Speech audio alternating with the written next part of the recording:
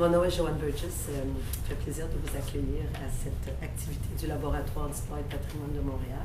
Et c'est surtout encore plus un plaisir pour moi, puisque j'ai le privilège, le plaisir d'encadrer pendant leur cheminement de maîtrise les deux personnes diplômées de l'UQAM qui vont présenter ce soir sous ce grand thème, l'alimentation à travers les médias québécois d'après-guerre. Et donc, nous allons découvrir deux facettes complémentaires de cette expérience culinaire québécoise des années 1900, fin des années 40, années 50, 60, 70, 80, 67. C'est une belle période. Il s'agit d'une activité dans la série de conférences que le Laboratoire d'histoire et de patrimoine organise. C'est une équipe de recherche en partenariat de l'UQAM, rattachée au département d'histoire. Et c'est notre dernière activité de la saison hivernale, même si l'hiver va continuer, j'ai l'impression. Nous, on dit qu'officiellement, ça se termine ce soir. En partie à cause de la thématique de ce soir, qui est une thématique qui moi, m'intéresse énormément. Et le hasard faisant bien les choses, l'Écomusée du Tiers-Monde, avec lequel j'ai collaboré et où Anna a été associée aux recherches qui ont été faites pour différentes expos, a tenu une exposition qui s'appelait « Nourrir le quartier, nourrir la ville » et un catalogue qui a été publié. Donc, on s'est dit que ça pourrait être une belle opportunité de faire un tirage de ce catalogue pour nos invités. Et donc, il y a un quiz, donc on va vous poser la question. Et après les présentations, bien, si vous répondez, s'il y a une seule personne, s'il y a plusieurs personnes, bien là, on a quand même 2 ou 3 sous-questions plus compliquées pour notre quiz. Donc, pour aussi y penser, un des éléments emblématiques de l'après-guerre, peut-être pas tout de suite après la guerre, mais plutôt vers la fin de notre période, c'est l'introduction, en fait, pour nos expériences personnelles dans nos cuisines, c'est l'introduction du micro-ondes, pour lequel, évidemment, il y a un lien fort à faire avec Jeanne Benoît, qui a fait la promotion de la cuisine au micro-ondes. Donc, la question, c'est quelle est l'année où le premier four à micro-ondes a été construit et commercialisé. Donc, ça, c'est la question. Et je vais revenir donc à la fin des présentations, voir si vous avez des réponses. Et sinon, sinon on va essayer d'imaginer une autre forme de tirage au sort, donc qui est le plus rapproché au niveau de la table. Donc, il me fait plaisir de céder la parole à Maud de la Bonté, qui va nous parler d'un sujet passionnant. J'ai un peu déjà brûlé en disant que c'est Jeanne Benoît, mais Ma fourchette voyage, Jeanne Benoît et les recettes d'influence internationale dans la revue moderne 1949 à 1960. Et je devrais vous dire, j'oubliais, donc nous avons, on est en train de, vous êtes tous des cobayes, pour la première fois, on a décidé qu'on allait faire une captation vidéo des présentations, parce qu'il y a toujours plusieurs personnes qui auraient voulu assister et qui ne peuvent pas. Et donc, on va inaugurer une nouvelle pratique en les rediffusant par la suite. Donc, c'est essentiellement pour la période des présentations et ensuite pour les discussions, on va fermer la caméra et le son. Et là, tout le monde pourra s'exprimer librement pendant les discussions. Donc, bonjour, merci d'être là. J'étais contente quand j'ai reçu l'invitation. C'est rare quand même qu'on peut parler de notre mémoire de maîtrise. Surtout, bon, que ça m'a quand même pris un certain temps avant de le terminer. Peut-être aussi juste vous dire que je l'ai terminé en décembre 2017. Fait que, bon, les exemples ne sont pas toujours si frais que ça à ma mémoire, là, si jamais vous avez des questions, mais je vais quand même tenter d'y répondre le plus possible. Donc, Ma fourchette voyage, les recettes d'influence internationale proposées dans la revue moderne 1949 à 1960 et bien sûr dirigée par Joanne Burgess. Donc ici, on voit l'image, dans le fond, d'une chronique culinaire qui s'appelait Ma fourchette voyage, d'où le titre de la présentation aujourd'hui. Peut-être pour vous remettre un peu en contexte, on a quand même réentendu beaucoup parler de l'exposition universelle, donc d'Expo 67 en 2017, parce que, bon, on célébrait le 50e anniversaire. Et, bon, rappelons qu'il y a quand même 50 millions de personnes qui ont visité l'exposition. Puis déjà, à l'époque, on disait déjà là, que c'était l'événement du siècle. Et en plus, bon, l'événement a vraiment marqué la mémoire collective du Québec. Ça constitue un référent culturel vraiment pour une grande partie de la population encore aujourd'hui. Et entre autres parce que, bon, ça a laissé des traces matérielles qui sont toujours présentes là, dans le paysage québécois. C'est un peu, dans le fond, à cause de cet événement-là qui, entre autres avec une des citations d'Yvon Desloges, donc qui stipule, dans le fond, dans son article « Les Québécois francophones et leur identité alimentaire », il dit que l'Expo 67, ça constitue une autre étape majeure de transformation de notre rapport avec le monde extérieur et de changement en profondeur des habitudes alimentaires des Québécois francophones.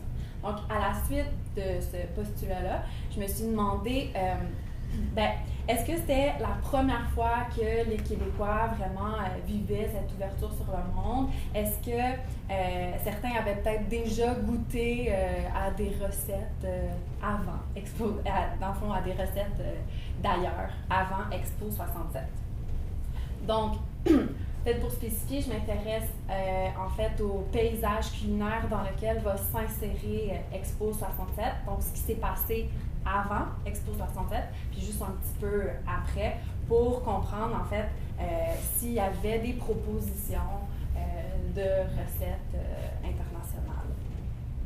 Donc, c'est pour ça que dans mon mémoire, j'ai étudié les recettes présentes dans la revue Moderne. Donc, j'ai épluché 129 numéros, donc de octobre 1949 à juin 1960. Et ensuite, j'ai étudié ce qui va être son successeur, la revue Chapelaine, donc d'octobre 1960 jusqu'à décembre 68. Comme je disais, là, je vais juste un petit peu après Expo 67, pardon. Donc, mon intention, c'est de faire ressortir les caractéristiques des cuisines du monde qui sont proposées aux lectrices, et je vais aussi chercher à préciser leur authenticité. Bon, c'est sûr, les recettes donc, qui sont inscrites dans les revues sont du domaine du prescrit. On ne saura jamais, dans le fond, si les ménagères québécoises ont réellement fait ces recettes-là. Mais on considère quand même, pour plusieurs raisons, qu'elles peuvent témoigner des tendances d'une époque au plan culinaire. Donc, voilà pour mon introduction. Pratiquement, ma présentation, ça va se diviser en deux temps. D'abord, je vous propose de faire le portrait général des recettes étrangères trouvées, dans le fond, dans la revue Moderne, donc pour la décennie des années 50. Je vais aussi présenter les principales origines. On va également découvrir les personnes qui agissent comme vecteurs de transmission. Et dans un deuxième temps, ça va être d'aller un peu plus précis avec les recettes italiennes de la revue Moderne, que dans le fond j'ai analysé sous trois aspects, donc la nomenclature, les ingrédients et les techniques qui sont proposées aux ménagères. Donc tout d'abord, connaît-on vraiment Jeanne Benoît? Étant donné que c'était vraiment elle qui était à la barre de la revue Moderne pendant 9 ans. Peut-être vous faire un petit résumé rapide de sa vie, si ça vous intéresse. Oui. Parce que c'est quand même une icône, puis je pense qu'elle est méconnue. En fait, l'historiographie a vraiment peu parlé de Jeanne Benoît. Il y a peu d'études qui ont été réalisées sur elle. La majorité des informations qu'on a viennent en fait d'une biographie que son mari a écrite dans un de ses livres de recettes. Donc, rapidement, elle naît à Westmount en 1904. Dans les années 20, elle va étudier à Paris, au Cordon Bleu. Elle va revenir à Montréal. Ensuite, elle va supplier ses parents de retourner à Paris. Elle va aller étudier à la Sorbonne la chimie alimentaire. Quand elle va revenir à Montréal dans les années 30, elle va fonder l'école au Fumet de la Vieille France, donc qui est une école bilingue, français-anglais, ce qui est avant-gardiste pour l'époque, parce qu'habituellement, c'est réservé plutôt aux communautés religieuses, tout l'aspect d'école et aussi de nourriture. Par la suite, elle va ouvrir le restaurant Le Salad Bar, qui est un des premiers restaurants végétariens à Montréal. Pendant la Deuxième Guerre mondiale, elle va participer à plusieurs émissions de radio qui vont porter sur le rationnement, l'économie. Elle va quand même aller aussi en Europe pendant la Deuxième Guerre mondiale, rejoindre Bernard Benoît qui deviendra son mari. Et finalement, elle commence de plus en plus à se faire connaître par les Québécois parce que, elle va écrire des livres de recettes, elle va organiser des conférences et elle va aussi écrire des livres de recettes avec des entreprises qui sont en lien avec le milieu de l'alimentation. Et plus elle se fait connaître, elle se fait finalement offrir la direction des pages culinaires de la Revue Moderne. Et donc, elle sera là d'octobre 1949 jusqu'au mois d'août 1958. Donc, ça donnait quand même un bon échantillon avec la même personne qui dirigeait les pages culinaires. Jeanne Benoît va se démarquer vraiment par sa volonté de s'inspirer des traditions culinaires d'ici, mais on sent aussi une volonté de faire découvrir, dans le fond, l'alimentation, la culture alimentaire d'ailleurs. Et ça prend forme de sa première chronique, donc en 1949, Ma fourchette voyage. Si jamais la vie de Jeanne Benoît vous intéresse, vous voulez en savoir plus, j'ai mis un lien dans ma présentation et je vous donnerai le lien à la fin. Mais j'ai participé à l'émission Aujourd'hui l'Histoire qui fait un bon résumé de la vie de Jeanne Benoît, si ça vous intéresse. Donc, la chronique Ma fourchette voyage, je pense que c'est vraiment pour ça, en fait, que j'ai décidé de reculer autant, même si à la base, c'était l'ouverture sur le monde et Expo 67 qui m'intéressait. Si j'ai étudié les années 50, c'est parce que Jeanne Benoît proposait cette offre, dans le fond, de recettes assez lectrices qui, dans le fond, les faisaient voyager.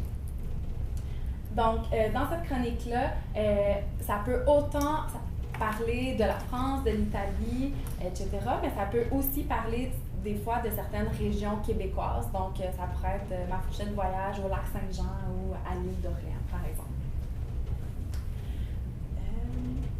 Donc, dans la Revue Moderne, lorsqu'elle la dirige, l'offre culinaire se décline sous différentes chroniques.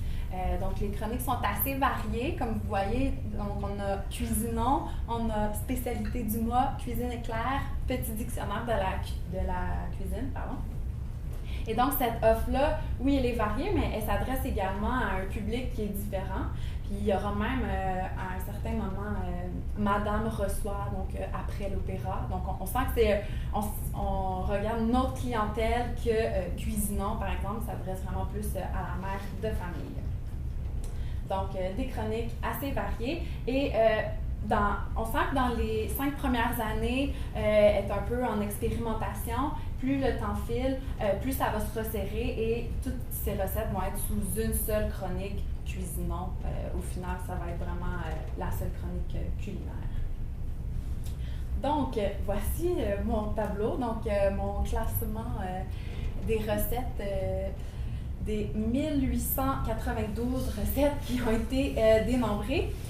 Ça va être peut-être un petit peu méthodologique, mais je tiens quand même à préciser comment j'ai établi mon classement. Donc, un total de 1892 recettes et de ce nombre, 373 ont été considérées à influence internationale lors du classement initial. Donc, ça, c'est ma première colonne. On voit ici le total, 373. Donc, la première étape pour repérer les recettes ethniques, ça a été fait seulement en considérant le nom de la recette. Donc, à cette étape, les recettes où est-ce qu'il y avait le nom d'un pays, par exemple, dans le nom de la recette, omelette japonaise au homard, par exemple, on retrouve donc japonais, le nom d'un pays, ou encore s'il y avait un ingrédient ethnique, que ce soit du curry, du chou chinois, du roquefort, si le nom de l'ingrédient était dans le nom de la recette. Ça a été considéré dans la première colonne. Un mets typique d'une cuisine nationale, un sabayon, un soufflé, un chop suey, etc. On a également créé une catégorie exotique lorsque dans le nom de la recette, il y avait de l'ananas ou de la noix de coco. Mais si jamais il y avait une référence concrète à un pays, c'est ça qui prédominait pour le classement. On a décidé d'écarter dans notre analyse plus fine la France, les États-Unis et le Royaume-Uni comme on les a considérés en fait comme fondatrices ou en fait qu'elles avaient déjà influencé la cuisine québécoise. Donc on a décidé de les écarter de notre analyse plus approfondie. Donc, lors de ce classement initial, l'authenticité n'a pas été jugée.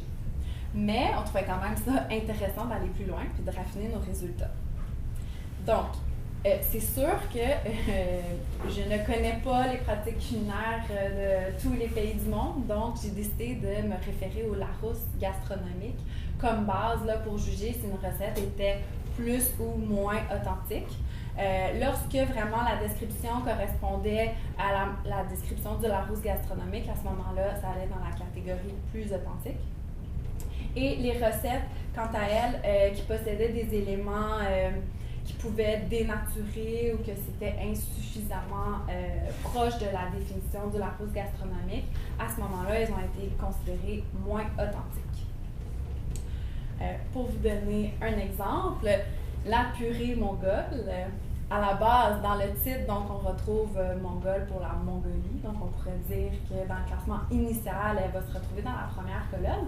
Et lorsqu'on va un petit peu plus loin, comme je vous montre l'exemple, je pense que vous allez comprendre rapidement, la purée mongole est constituée en fait de crème de tomate plus de la crème de pois vert. Donc, on voit en fait que c'est une combinaison de soupe en boîte. Donc, dans ce cas-ci, ça a été, en recherchant, on comprend que ça a été écarté. C'est plus une tradition américaine. Là, cette recette-là est également présente dans le Joy of Cooking de 1946. Donc, même chose là, pour celles qui suivent. Là, donc, le chowder indien, qui est une soupe à l'oignon plus une chowder au blé d'Inde. Tout ça a été écarté, dans le fond, dans le tableau de classement. Notons quand même que certaines recettes qui, des fois, le nom, on pourrait croire que ça pourrait même faire partie du folklore québécois, mais finalement qu'il y avait un lien, en fait, avec, par exemple, ici, c'est l'Italie, là, donc la soupe de lentilles, on pourrait croire que c'est banal, mais finalement, cette recette-là, elle était à l'intérieur de la chronique Ma Fourchette Voyage. Et donc, quand on lit, il y a toute une mise en situation de Jeanne Benoît elle va présenter la recette vraiment dans son contexte italien. Donc, c'est une soupe qu'on prépare lorsqu'on fait donc la Fiesta di San Giuseppe. Donc, on voit là qu'il y a plusieurs exemples différents. Je pense que le tableau, en fait, ce qu'il nous montre, c'est qu'il y a une grande variété de régions. Donc, que ce soit l'Italie, le Mexique, l'Espagne, la Chine, la Norvège, la Hongrie, l'Autriche. Donc, on voit qu'il y a quand même une grande variété.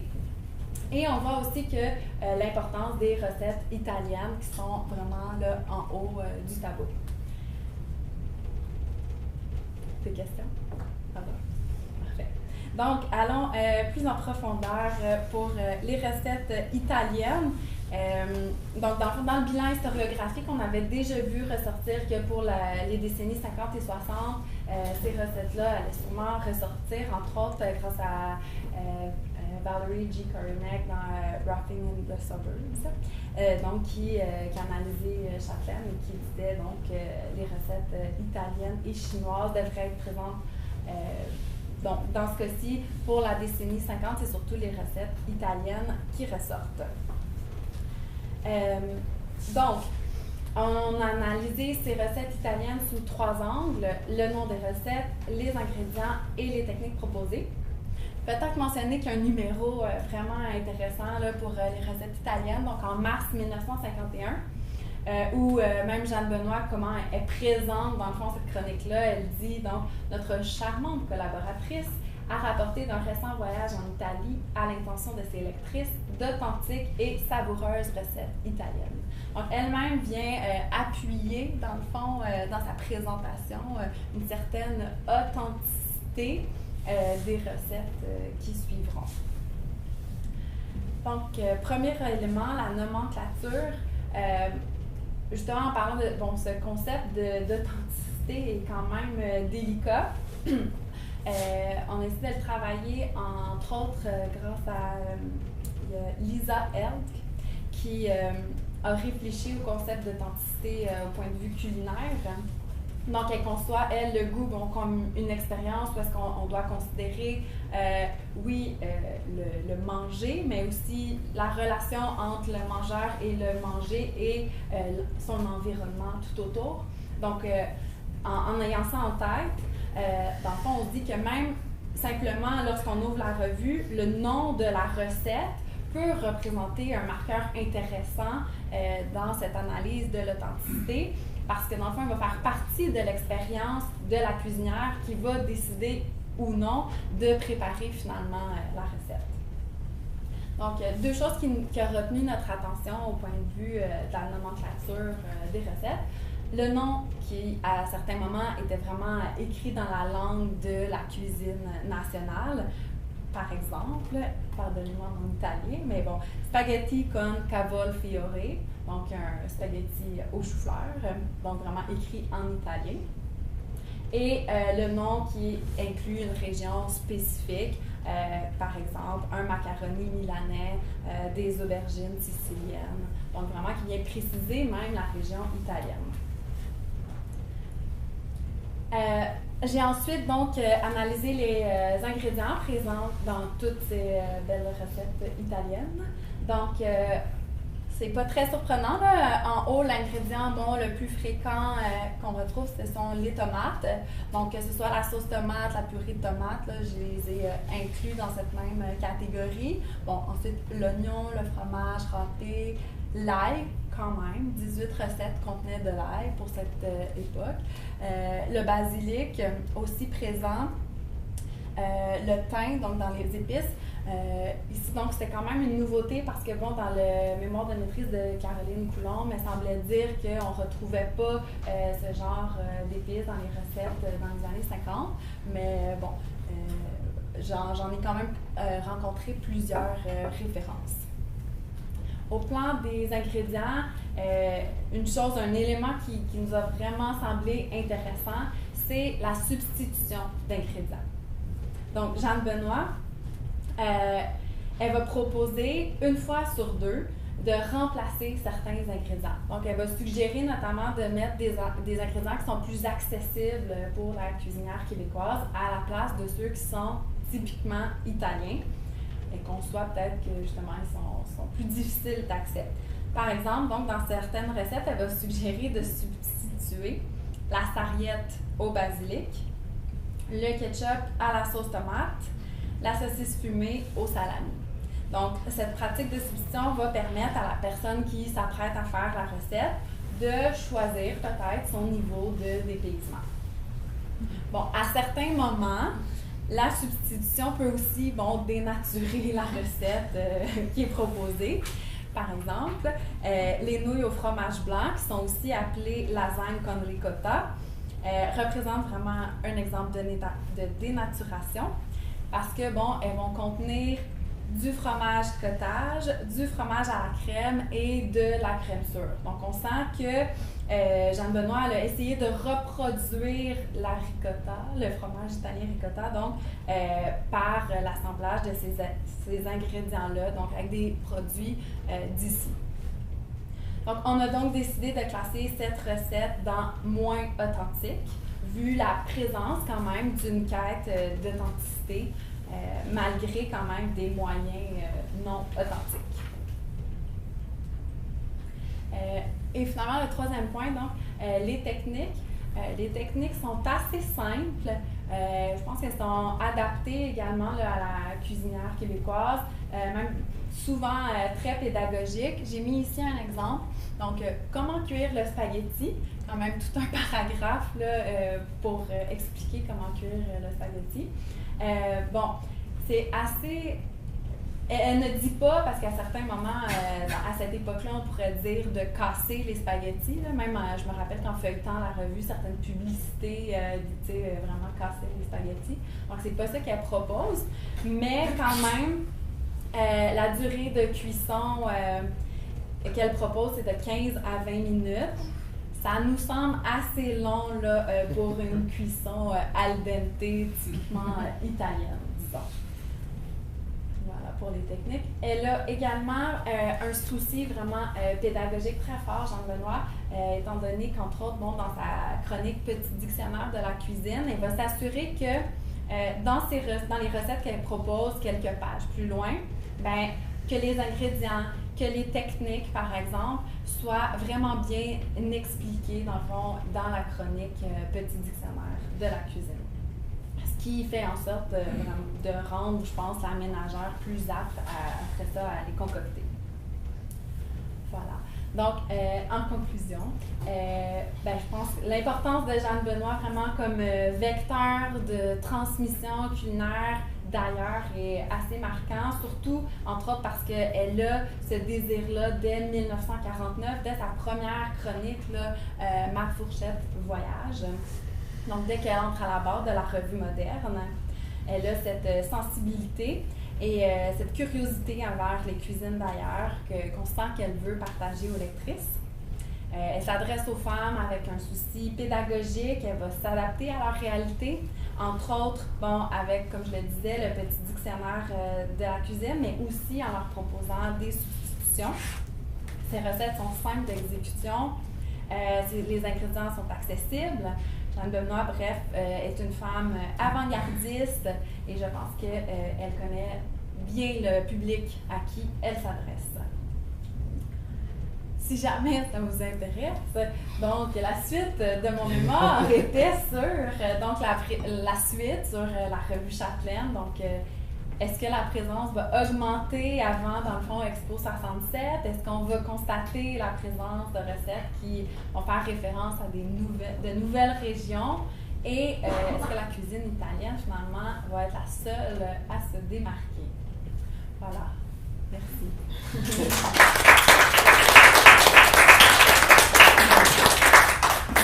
Alors, je vous propose en tout cas, on oublie de se concerter, mais j'allais proposer qu'on fasse les deux présentations, puis qu'ensuite, on ait une période d'échange et de questions, si ça vous convient.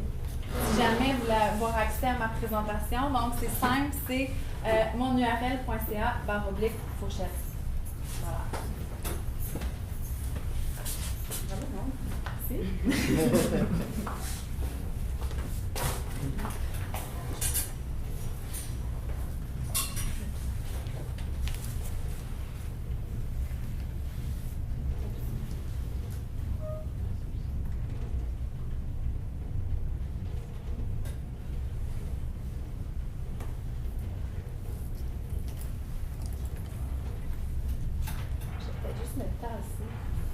Je fais ça, Véronique.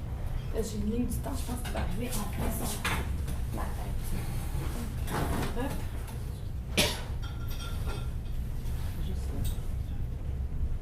Ça, je peux le faire, oui? Oui, je pense. Je sais pas d'où ça vient. On verra.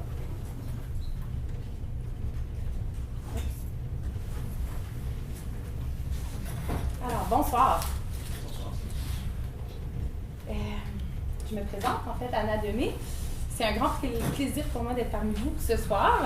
Je m'attendais à une salle plus grande, mais sinon j'ai comme ma famille, j'ai un peu fan club derrière. Ça me fait vraiment plaisir de les voir. Des gens qui ont accompagné, en fait, qui ont participé aussi à ce mémoire indirectement, mais quand même. Et voilà, avant de plonger dans le vif du sujet, j'aimerais juste prendre le temps, en fait, de souligner que j'ai eu la chance de travailler avec Joanne Burgess pour ce mémoire que je vous présente ce soir. Et je te serai pour toujours éternellement reconnaissante parce que ton soutien, tes conseils, ta vision vraiment complète de l'histoire et ta disponibilité, en fait, ont fait d'elle une directrice hors pair. Et voilà, tu as su me guider avec précision, bienveillance, en fait, tout au long de mon parcours. Et pour ça, je te remercie. Voilà. Il faut comprendre, en fait, que oui, moi, le fait alimentaire, c'est mon dada. Je travaille dans l'industrie, en fait, depuis que j'ai 14 ans. Je milite auprès d'organisations aussi qui œuvrent dans le milieu, mais disons, quand j'ai décidé d'intellectualiser le phénomène dans lequel j'évoluais, ça me paraissait très naturel de le faire dans le cadre académique, Mais il y avait comme un petit hic, j'avais pas d'assise, moi, en histoire, puis il me fallait vraiment mettre les bouchées doubles pour être capable d'articuler, puis mener au bout, en fait, une réflexion entière sur les sujets qui m'intéressaient. Et c'est là où Joanne a joué un extrêmement grand rôle pour moi. Tu as été très, très, très patiente, et voilà. Alors, c'est sûr que j'aurais pu aborder, en fait, la gastronomie, en fait, j'en parlais tout à l'heure avec Marjoëlle, par l'anthropologie ou même par la socio, mais j'ai vraiment trouvé, en fait, que l'histoire, c'était la discipline tout indiquée pour mieux comprendre les ancrages de notre gastronomie québécoise contemporaine, qui, ma foi, en fait, notre gastronomie aujourd'hui s'affirme avec conviction depuis les dernières années. Puis je cherchais justement à mieux intellectualiser le phénomène pour le mener aujourd'hui encore plus loin avec mes collègues du milieu. Fait que l'histoire avec un grand H et l'alimentation, finalement, ils vont de pair, hein, selon moi, et selon plusieurs personnes dans la salle ici aussi. Même si certains, en fait, pourraient avancer, puis ça, je le sais par des discussions que j'ai, que l'alimentation renvoie à un geste banal qui répond qu'à des besoins physiologiques, hein, qui sont identiques pour tout le monde. Il y en a d'autres, comme moi, qui croient que le fait alimentaire, ça renvoie plutôt à une notion de culture, à un élément, en fait, qui est fondamental, qui participe à la définition puis à l'identité de chaque peuple. Donc, s'attarder aux habitudes alimentaires, s'attarder aux habitudes de consommation alimentaire aussi, d'une société à une époque donnée, ben, c'est finalement chercher à comprendre une certaine architecture sociale, une architecture où se manifeste quotidiennement, 3 fois par jour, même si on est chanceux, une identité qui lui est propre. Donc, étrangement, en fait, les chercheurs ne font que commencer à s'intéresser à cet objet d'étude. Et il y a évidemment comme plein d'histoires qui peuvent encore être racontées. C'est ce qui est beau, c'est ce qui est excitant. Je vous en parlerai à Joanne aussi, qui est particulièrement prolifique sur la question.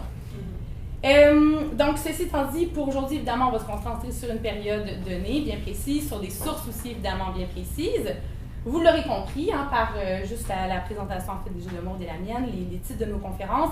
Les années 50, 60 et 70 marquent assurément d'une pierre blanche l'histoire internationale et québécoise de la consommation et de l'alimentation. Là, je pense à plein de choses. On peut penser à la multiplication des échanges, à la mondialisation des marchés alimentaires, à l'interventionnisme étatique, à la progression rapide des chaînes alimentaires, ou même juste à la tertiarisation de l'économie. Il y a plein d'éléments qui se passent à ce moment-là. Puis oui, je me suis intéressée à la société de consommation de masse qui s'impose au tournant des années 50, mais surtout aux mutations des pratiques alimentaires, culinaires et gastronomiques qui s'insèrent en fait dans cette société. Puis, corollairement à tout ça, j'ai donc, oui, cherché à retracer l'évolution des pratiques alimentaires, mais surtout à retracer l'évolution de ces pratiques au sein d'un nouveau médium de masse, enfin un nouveau média de masse, je devrais dire, et oui, j'ai nommé la télévision. Donc, j'ai voulu dresser le portrait, je pense que j'y arrive ici. Ah, je ne vois moi, c'est bon, ça fait un beau lien avec ta présentation, Maud. Voilà, donc j'ai voulu dresser le portrait de l'évolution de la gastronomie à la télévision de la Société Radio-Canada de 1965 à 82 par l'entremise de l'émission phare Femmes d'aujourd'hui, pour ainsi, en fait, cerner vraiment le rôle qu'a pu jouer cette émission dans la transmission de modèles au sein de la société de consommation québécoise qui prenait racine. Fait que je me suis demandé, grosso modo, en quoi est-ce que les représentations de la gastronomie ont été vraiment les reflets des métamorphoses des pratiques alimentaires. C'était quoi la contribution de la télévision au changement des pratiques alimentaires? Puis, c'était quoi la part, en fait, de la télévision dans la construction d'une identité gastronomique québécoise? Donc, puis là, je sais que vous vous demandez, parce que moi, je me le suis fait demander souvent, pourquoi est-ce que tu es allé avec cette émission-là? Pourquoi la télévision? Parce que c'est des sources, en fait, qui demeurent plutôt inexploitées auprès des historiens, ça s'en vient. Ce qui fait en sorte que quand on fait un mémoire, ben, tu as moins d'assises, disons, d'autres historiens pour faire ta recherche. Fait que tu as beaucoup de choses à défricher, puis ça peut paraître gros, et c'est vrai que ce l'était, parce que tu as le goût d'aller dans 1000 directions, parce qu'il y a tellement d'informations. Mais donc, j'aimerais juste faire un petit point sur la télévision avant d'aller plus loin, puis vous exposer un peu les limites puis le potentiel de mes sources, parce qu'en fait, il y a beaucoup d'éléments historiques, en fait, qui ont participé au choix du médium sur lequel je me suis arrêtée. Donc, déjà, au Québec, comme ailleurs dans le monde, la télévision, elle a fait une entrée spectaculaire, hein, tant dans la sphère privée que la sphère publique. Le nouveau médium de la Société Radio-Canada est né à Montréal en 1952. Puis après cette entrée-là, les chiffres parlent d'eux-mêmes. Au moment de sa commercialisation, il y a seulement 10% des ménages qui ont une télévision à la maison. Puis rapidement, on est en 1960 et il y a 90% des ménages qui ont une télévision à la maison. 90%, c'est rapide. Et le médium, nécessairement, a une influence, en fait, extrêmement importante auprès des familles québécoises. C'est un médium qui a bouleversé, en fait, les modes de vie, tant par son inversion matérielle, vraiment physique, mais aussi immatérielle au sein de l'espace privé. Parce que, non seulement, en fait, la télévision est devenue, en fait, physiquement la reine des salons, on a tout à coup comme changé nos meubles pour lui faire face, mais aussi, c'est que tout à coup, elle est devenue, puis ça, c'est beaucoup d'experts ou d'acteurs du milieu, disons, de cette époque, qui s'entendent pour dire qu'elle est devenue, en fait, le miroir d'une collectivité tout entière, ce qui a fait que cette collectivité a appris, en fait, à se reconnaître et à s'aimer au travers de l'écran. Donc, cette télévision aurait même donné la fierté d'être, si on veut, des Québécois et des Québécoises à cette époque. Puis, on s'ajoute à ça le fait que la télévision, c'est quand même un média d'information, mais aussi de divertissement.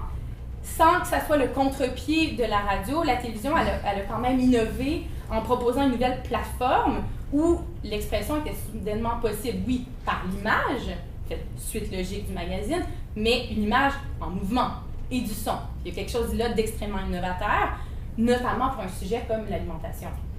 Puis, c'était nécessairement moins immatériel que la radio, mais il y avait une vivacité peut-être un peu plus quand même que le magazine écrit, où l'image était, voilà, quand même plus présente.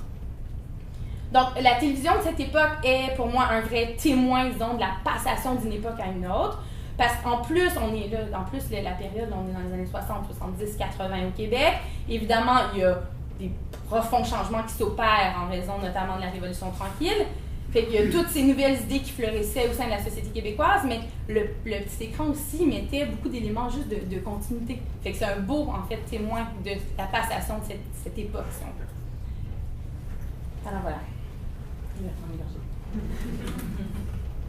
Ça fait longtemps que j'ai parlé de mon mémoire, mais je m'excite à chaque fois. C'est positif. Ça m'intéresse pour vrai. Alors, la programmation. Donc, selon Paul Rutherford, qui est un historien qui a travaillé quand même beaucoup sur la télévision, affirme, puis je suis très d'accord avec lui, que la programmation, c'est quand même un art qui est complexe. Il faut savoir, évidemment, agencer les tendances à la demande nécessairement des consommateurs. Cela dit, en 1952, en 60, c'est encore quelque chose de relativement nouveau. On fait beaucoup d'essais-erreurs. Et quand tu es la Société Radio-Canada, puis tu te lances dans un médium aussi gros que la télévision, tu te dois d'avoir une programmation quand même très intéressante. Parce que c'est vrai que de 1952 à 1960, Radio-Can avait vraiment le monopole des ondes. Il n'y avait personne d'autre qui avait des émissions à proposer. Fait que c'était plus facile, c'était moins menaçant. Mais dès 1960, en fait, les chaînes privées se sont multipliées, puis nécessairement, le contenu télévisuel, il était grandement influencé par l'offre et par la demande de divertissement, puis aussi les voisins du Sud. Fait qu'il y avait beaucoup de choses tout à coup qui se passaient.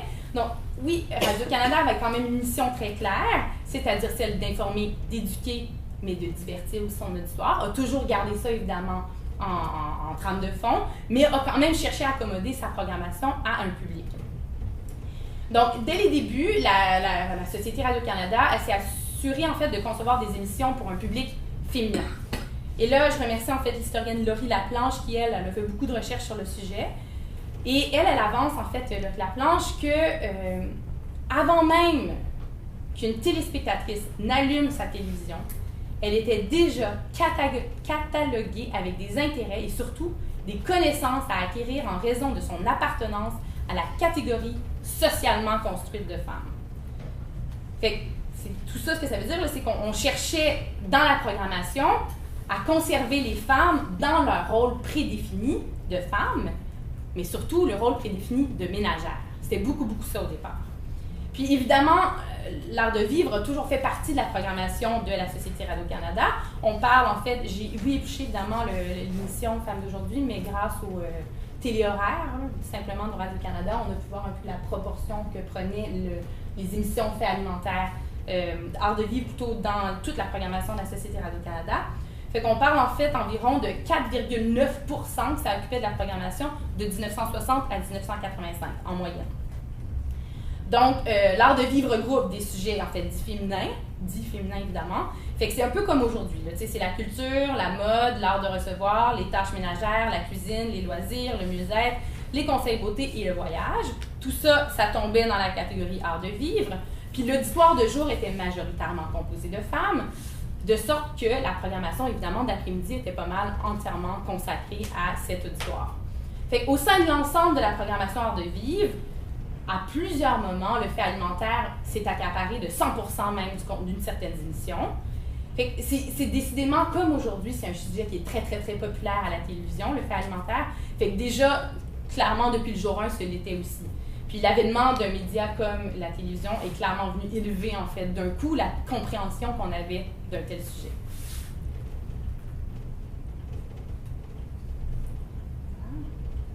Fait que l'émission Femmes d'aujourd'hui. Donc, comme je vous disais, là, la Société Radio-Canada elle a fait beaucoup d'essais-erreurs.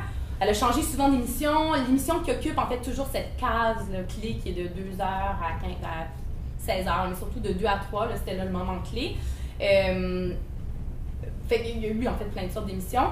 C'est vraiment ce contexte, si on veut, de chevauchement d'émissions d'art de vivre et d'alimentation qui est née l'émission Femmes d'aujourd'hui. Fait que c'est une fusion de plusieurs émissions de type art de vivre. Puis, c'est venu répondre, en fait, de prime abord à la demande de la direction d'avoir dans son programme un magazine féminin qui rassemblerait dans une seule émission tous les sujets dits féminins. Fait que dès son entrée en ondes, on parle en 1965, il y avait des sujets comme la mode et la déco, beauté, cuisine. Tout ça était proportionnellement aussi important que la culture et les arts. Par contre, on passe en deuxième saison, les arts et les spectacles prennent le dessus de la programmation jusqu'à la fin des années 60. Puis après ça, au courant des années 70, vraiment, l'émission sera de plus en plus engagée et elle va vraiment chercher à se détacher, en fait, des thèmes féminins. Ça va devenir une émission où on parle vraiment plus de sujets socio-culturels ou socio-politiques. Fait qu'à partir de 1972, puis jusqu'à la fin de l'émission, le thème de la sociopolitique, vraiment, ça va être ça qui va supplanter les sujets à caractère plus culturel. Puis là, je le sais, parce que moi aussi, je me le suis demandé longtemps, pourquoi est-ce que tu prends, en fait, est-ce que c'est une bonne idée d'aller vers un magazine engagé, où on parle presque peu, finalement, du fait alimentaire à la fin, pour aller comprendre le fait alimentaire à la Société Radio-Canada. Je sais que le lien n'est pas évident, mais il y en a un. Et je suis fort contente, en fait, d'être allée avec cette émission-là parce qu'elle est fort intéressante. Donc, oui, le fait alimentaire, évidemment, c'est un sujet qui a largement été traité à la Société Radio-Canada. Puis, oui, c'est vrai qu'il aurait été possible pour moi de prendre, en fait, plein d'émissions qui parlent de nourriture, là, puis de chapeauter toutes ces années-là, puis d'aller faire un peu retracer l'évolution de la gastronomie à travers tout ça. Mais déjà, en fait, raison numéro 1, c'est que l'émission Femmes d'aujourd'hui est l'émission la plus conservée aux archives de la Société radiophonique du Canada. Fait que comme historien, vous comprendrez, ceux qui sont en histoire, que quand tu as des archives qui sont solides, c'est agréable, tu as des archives qui te parlent, fait que déjà, tu as quelque chose déjà d'excitant. Donc, vraiment, pour des raisons très simples d'accessibilité et d'exhaustivité, j'ai choisi cette émission-là. De deux, l'émission, elle a été diffusée quand même pendant 17 années consécutives. Hein? Donc, parmi l'ensemble des émissions Art de vivre, Femmes d'aujourd'hui, c'est vraiment celle qui couvrait une aussi grande période. Donc, considérant comme une certaine constance au niveau de la production, de la réalisation, ça m'a vraiment, moi, permis d'étudier, mais de cibler, en fait, une réelle évolution de la gastronomie au Québec de 1965 à 1988. Puis, finalement, l'aspect pluriel des sujets traités aurait pu m'éloigner de mon sujet, mais au contraire, en fait, ça m'a donné accès à une compréhension vraiment plus large et plus inclusive de la gastronomie parce qu'elle était constamment contextualisée. Puis, je pense que si je m'étais arrêtée à une émission à caractère là, uniquement alimentaire, j'aurais été confinée vraiment à l'esprit de cette émission, puis j'aurais pas eu accès en fait à la richesse de la pluralité des angles d'approche de Femmes d'aujourd'hui. Parce qu'on traitait jamais du fait alimentaire juste par une recette. On n'avait pas juste un invité en studio. Il y avait des reportages, il y avait plein d'acteurs de tout horizon qui venaient parler de l'alimentation, il y avait des nutritionnistes, il y a plein de choses qui se sont passées qui font en sorte que c'était très très riche à regarder. Puis on comprenait vraiment de manière plus complexe comment s'insérait la gastronomie dans tout ça. Puis là, pour ceux qui aiment le concret du concret, j'ai pas apporté mon tableau, mais c'est vrai que c'est le genre de choses qui parlent beaucoup. Mais voilà, ma source principale, en fait, c'était aux archives de Radio-Can, fait qu'à la tour brune qu'il y a là-bas. Et voilà, c'est là où j'ai visionné dans les sols toutes les archives. C'était évidemment, c'est télévisuel, hein, fait qu'on y a 2940 émissions qui ont été produites. Sur ces 2940-là, il y en a 1402 qui ont été conservées.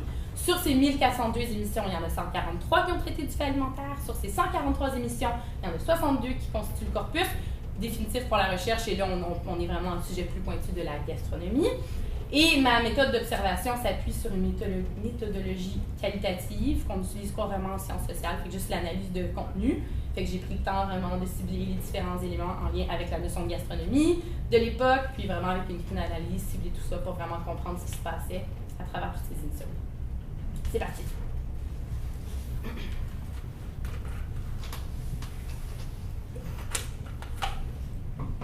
Donc, mon analyse s'est faite en 4 temps. Ça m'a semblé plutôt, en fait, logique de procéder comme ça parce que l'histoire racontée par le contenu était comme naturellement rythmée aussi par les marqueurs que j'ai retenus. Fait que si on commence par le début, 1965, vraiment le début de l'émission, en septembre 1965.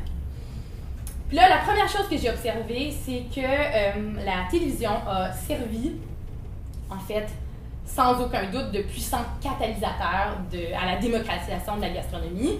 Ça semble évident, mais c'était comme... En fait, ça me semblait évident au départ, mais c'était cool de le confirmer dès le début, parce que c'est sûr que ça ne s'est pas fait d'un coup, mais reste qu'on comprend déjà le changement 180 degrés qu'amène la télévision pour un sujet comme l'alimentation. Mais ce qui est intéressant, c'est que la gastronomie, par contre, oui, on démocratise parce qu'on représente la gastronomie à la télévision, mais elle était surtout représentée par le restaurant. Fait que les animateurs et les animatrices se déplaçaient avec leur équipe, ils faisaient des genres de mini-reportages documentaires sur différents restaurants montréalais. Les entrevues étaient réalisées vraiment au restaurant, dans les cuisines ou en salle. Puis là, ce qui est intéressant, c'est que ça permettait pour une première fois aux téléspectatrices d'avoir accès à l'arrière-scène des restaurants. Chose qui, encore aujourd'hui, est quelque chose d'excitant. Fait que c'était quand même quelque chose de nouveau qu'il y avait à la télévision. Puis là, dans chacun des reportages visionnés, le chef prenait le temps en fait, d'exécuter une recette devant les caméras. Puis l'animatrice, elle commente, puis elle répète lentement les ingrédients, puis les étapes. Puis là, on suppose là, que c'était pour que les téléspectatrices puissent évidemment mettre en application les connaissances des chefs à même le confort de la maison. Une expertise qui jusque-là était réservée qu'aux professionnels. Et déjà là, début de démocratisation. Cela dit, même si on démocratise un peu cette expertise, il reste que le premier traitement, si on veut, de la gastronomie est surtout français et demeure aussi élitiste.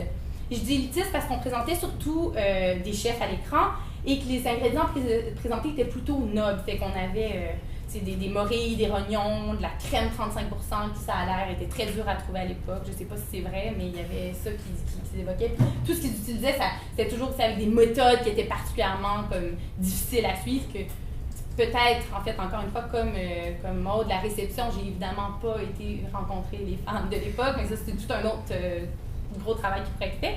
Mais on suppose là, que c'était des aliments qui étaient des ingrédients, des méthodes qui étaient quand même plus dures à suivre. Puis français parce que c'était uniquement la cuisine classique, donc basée sur la méthode de la cuisine française qui était mise de l'avant dans les reportages. Fait qu'on a une vision, disons, plus limitée de la gastronomie. Un autre élément que j'ai noté, en fait, dès les débuts, c'est que il y avait, en fait, les représentations de la gastronomie venaient valoriser une certaine expertise féminine. Puis là, petite mise en contexte, en fait, jusqu'aux années 60, l'expertise féminine la plus reconnue, c'est celle qui était déployée au sein de l'économie familiale et donc une expertise principalement reconnue au sein de la sphère domestique. Hein. Donc, l'émission Femmes d'aujourd'hui, elle suit la tendance, elle abonde dans ce sens dès les débuts de l'émission parce qu'on voit à l'écran, en fait, un renforcement de cette expertise. Puis il y a comme une entrevue avec Sœur Berthe ou Sœur Monique Chevrier de l'École supérieure des arts et métiers. Il y a des reportages de salons de dégustation gastronomique. Il y a une exposition culinaire organisée pour les professionnels de l'industrie. Fait que plein d'idées auxquelles finalement étaient exposées les téléspectatrices, mais pour les inspirer dans leur rôle de ménagère. Fait qu'on reste dans cette sphère d'expertise.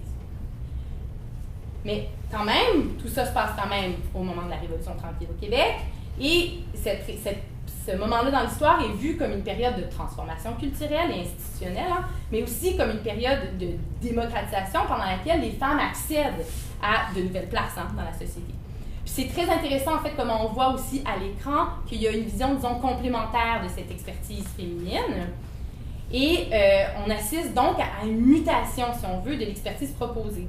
Fait qu'on va voir à l'écran, 1 an après que Femmes d'aujourd'hui commence, la première entrevue avec une femme laïque, une femme du peuple, fait on ne connaît pas son nom, on la voit un peu, elle est tout à l'ombre, on la voit mal en fait à l'écran, mais elle vient proposer, en fait, présenter son livre de menus qu'elle juge hyper innovateur parce qu'elle ne présente pas des recettes, mais des menus, puis ça c'est comme vraiment révolutionnaire. Et c'est une production de livres de recettes qui jusqu'à présent était réservée surtout aux professionnels. Fait que la présence, si on veut, de cette femme à l'émission, ça confirme en fait une certaine reconnaissance sociale d'une expertise féminine à l'extérieur des foyers. Et cette représentation démontre en fait aussi que les femmes devenaient peut-être un peu véhicule fondamental de la culture culinaire aussi. Alors il y avait tout ça qui se passait en même temps qu'il y avait cette, si on veut, expertise qui était conservée plus dans la sphère domestique aussi. Voilà. Ensuite, fait que ça c'était vraiment les débuts de l'émission. On tombe évidemment, là, je ne referai pas un tour sur Expo 67, mais c'est comme inévitable d'en parler, puis on est tous évidemment familiers avec cet événement. Puis voilà, comme avançait Maud plus tôt, l'effet en fait aurait été spectaculaire pour la gastronomie. Ça, il y a beaucoup d'acteurs, d'historiens aussi qui confirment pour dire ça, parce que d'un seul coup, en fait, les palais ont pu apprivoiser des nouvelles saveurs, des nouveaux horizons, puis on a un horizon qui s'est naturellement élargi grâce à Expo 67.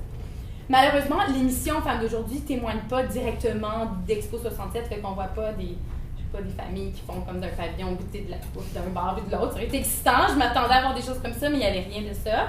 Du moins, il y avait d'autres pavillons, d'autres choses qui étaient présentées. Mais ce qui est intéressant, par contre, c'est qu'il y a un changement plutôt radical dans la manière de représenter la gastronomie suite à Expo 67. Le premier élément, c'est comme studio. En fait, déjà, on a pu la démonstration en restaurant des recettes. On a une seconde étape, si on veut, dans un processus de démocratisation, c'est qu'on est en studio avec des experts du milieu. Et là, quand je dis experts, je pense à Joanne Benoît, je pense à des collaborateurs, des chroniqueurs invités qui sont spécialisés de la cuisine, mais qui ne tiennent pas un restaurant. Hein, ils travaillent principalement dans les médias, vont avoir justement une historique de chroniqueurs en amont, et ils vont participer beaucoup à cette vulgarisation, cette éducation culinaire.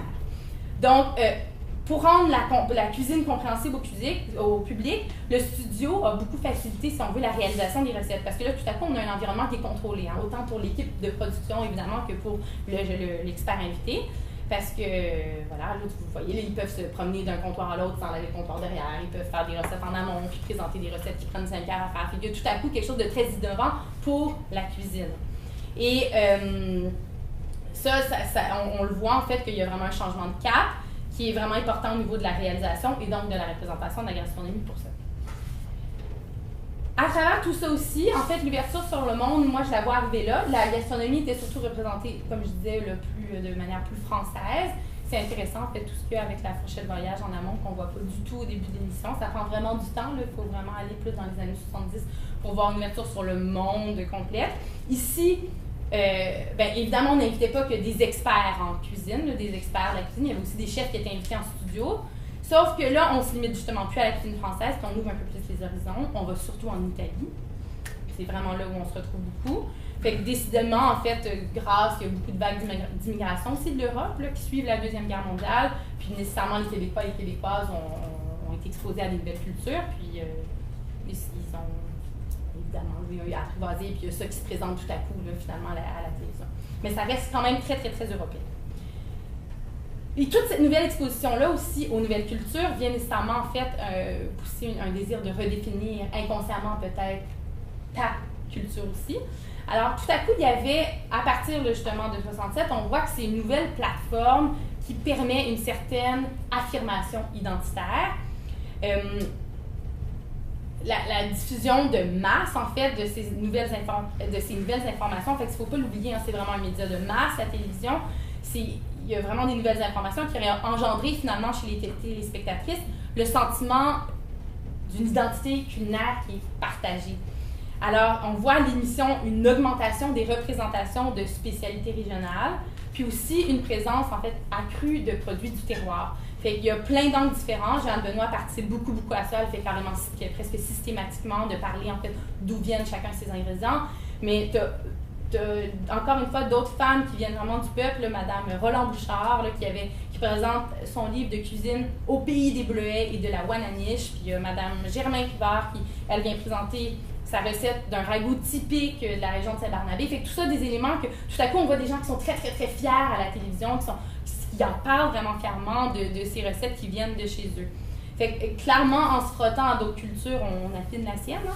Puis fait que sans parler en fait d'un processus formel de patrimonialisation, parce que ça serait un anachronisme, on peut quand même affirmer que la télévision elle a participé à un certain renforcement d'un sentiment d'appartenance, à un certain héritage, disons, comestible. Ensuite.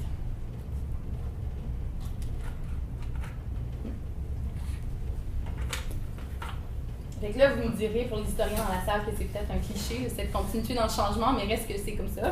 Alors, il y avait, oui, la présence de la démocratisation a continué, voilà, et elle m'a semblé, en fait, de plus en plus affirmée au sein de l'émission. J'ai remarqué aussi que les différents intervenants semblent, en fait, considérer la téléspectatrice de plus en plus comme une cuisinière qui est renseignée, qui est avertie. Est-ce que les intervenants considéraient, en fait, que les 5-10 premières années de l'émission aurait permis en fait aux téléspectatrices d'être plus éduquées? Peut-être, on ne le sait pas, mais clairement, on sentait qu'il y avait un niveau de connaissance qui était plus élevé qu'au départ. Et notamment, en fait, on remarque à partir de 1970 toute cette méthodologie du chef qui est vraiment à l'honneur. Et là, on a des gens comme Sœur Monique Chevrier qui vient en studio, qui fait même pas de recettes, puis elle fait juste te montrer des techniques de cuisine. Fait qu'elle montre comment couper tes légumes de 4 façons différentes, comment cuire tes légumes de 4 façons différentes, comment préparer ta viande, comment... Fait que tout ça, c'est vraiment de façon très purement didactique. Il y a aussi Henri Bernard, il y en a peut-être certains d'entre vous qui ont été familiers aussi avec Henri Bernard, qui, lui, participe beaucoup aussi à cette communication d'un savoir-faire culinaire. Lui, il a un accent vraiment très français, il a un ton très sévère, il est très charmant. Là, il incarne plus ce genre de grand chef français là, dans le studio. Fait qu'il ne se positionne pas nécessairement dans cette logique que Joanne Benoît puis que Sœur Monique Chevrier, elles endossaient. Là. Il parle, lui, plus de fine cuisine, d'art culinaire, de gastronomie, mais reste qu'il est très complémentaire aux autres invités.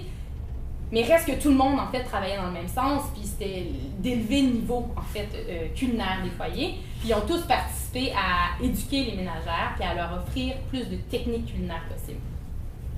Puis naturellement, en fait, il y a eu une influence américaine aussi. Évidemment, on est pas à l'abri de ça. Cela dit, c'est drôle, parce que je la vois, l'influence américaine, depuis les débuts, mais je la voyais à travers la publicité. Mais là, vu que j'étais une bonne historienne, puis j'ai pas considéré la publicité, je la regardais pas, mais c'était comme dur de pas la regarder parce qu'elle était tellement comme présente dans le contenu aussi. En fait, même Kraft, qui est un des fiers partenaires de Femmes d'aujourd'hui, en fait, on voit les différentes animatrices qui vont introduire les pauses publicitaires comme des pauses craftiennes. C'est comme dur de pas l'entendre, fait que tu sais que c'est là. Mais reste que la vraie, disons, le vrai moment où on voit l'influence américaine dans le contenu de l'émission, c'est en 1975. Et là, c'est le lancement d'un livre sur le brunch de Pauline Durand et Yolande Languirand qui vient comme vraiment marquer cette nouvelle donne.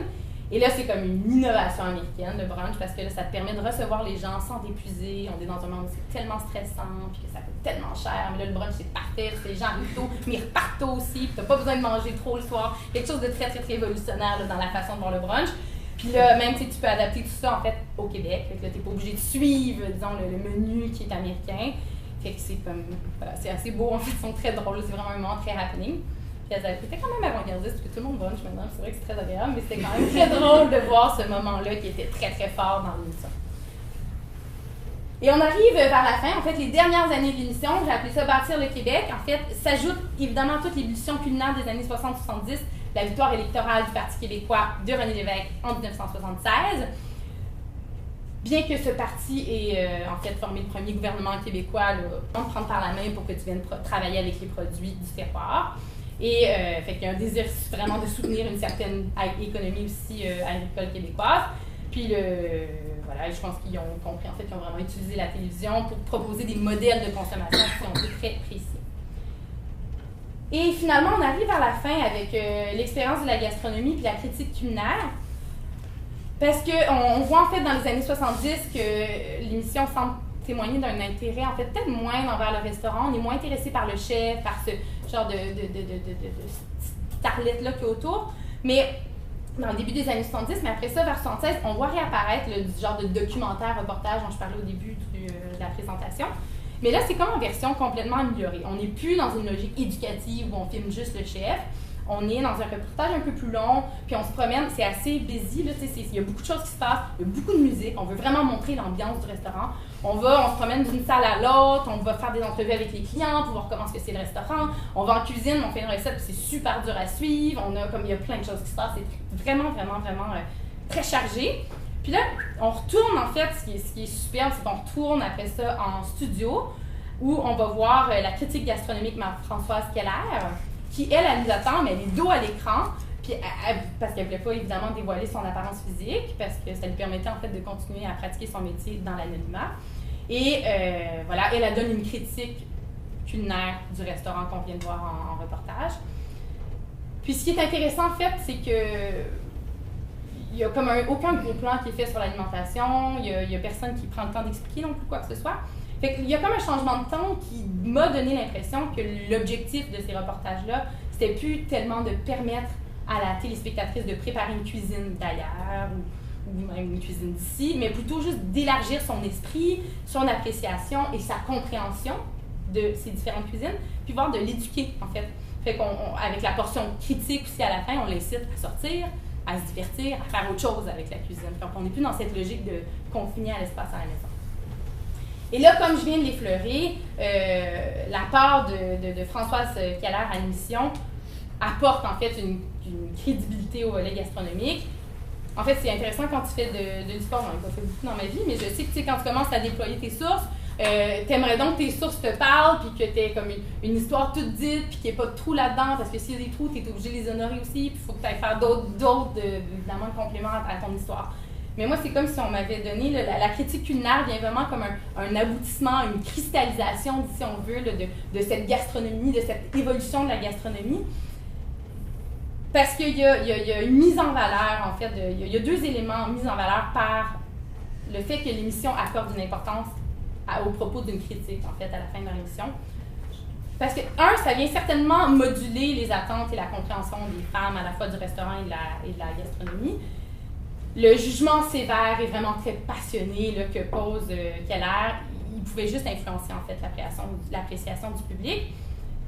Mais deux, c'est que ça semble, en fait, il me semble que la présence à l'émission de cette critique vient confirmer qu'il y a un public qui est suffisamment érudit pour comprendre et recevoir la critique aussi.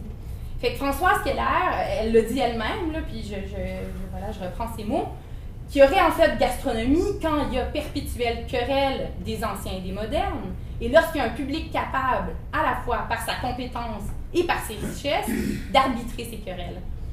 Fait que là, avec la présence de la critique, on peut vraiment se demander, est-ce que la gastronomie était en train d'advenir dans le contexte québécois? Est-ce qu'on avait finalement un public qui était capable d'arbitrer ces querelles? Puis, nécessairement, en fait, la gastronomie, elle ne peut pas exister seule. Hein. C'est un art qui, en fait, il existe une fois qu'il est consommé, en bout de ligne. Il faut le manger, sinon c'est un art qui est incomplet. Puis, il faut un gastronome qui est capable de l'apprécier et de la critiquer pour valider vraiment son existence. Puis pour moi, la portion en fait alimentaire de l'émission Femmes d'aujourd'hui, elle m'a permis d'observer la cristallisation d'une certaine identité culinaire en lien avec la gastronomie au Québec. Puis sur une période en fait de 17 ans, je crois vraiment que le palais des Québécois et des Québécoises s'est vraiment raffiné. Puis les modèles, disons, promus ont évolué énormément pour proposer finalement des standards ménagers plus élevés. Puis, je pense vraiment qu'à la fin, après 17 années d'émission, c'était plus une jeune cuisinière qui était en charge des repas, mais c'était plus une jeune gastronome. Puis c'est ça qui était super excitant. Et voilà!